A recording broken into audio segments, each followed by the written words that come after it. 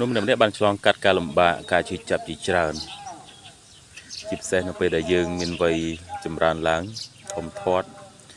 យើងជួបបញ្ហាយើងដោះស្រាយបញ្ហាយើងទឹកភ្នែកមានអ្វីដែលយើងមិនចង់ជួបប៉ុន្តែវាបានជួបប្រទះរួចហើយប៉ុន្តែសំខាន់តើការឈឺចាប់មួយនោះតើវាអាចមករៀនអ្វីខ្លះដល់ជីវិតរបស់យើងបើសិនជាយើងមើលឲ្យវែងឆ្ងាយសម្លឹងមើលច្បាស់បញ្ហា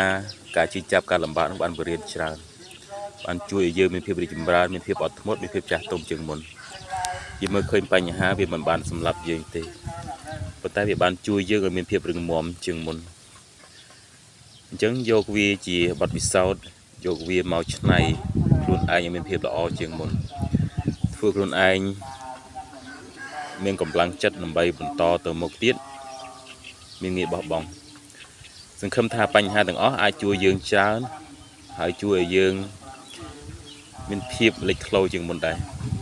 សូមឆ្នៃបញ្ហាទាំងអស់នោះដើម្បីភាពរីកចម្រើនរបស់ខ្លួនឯង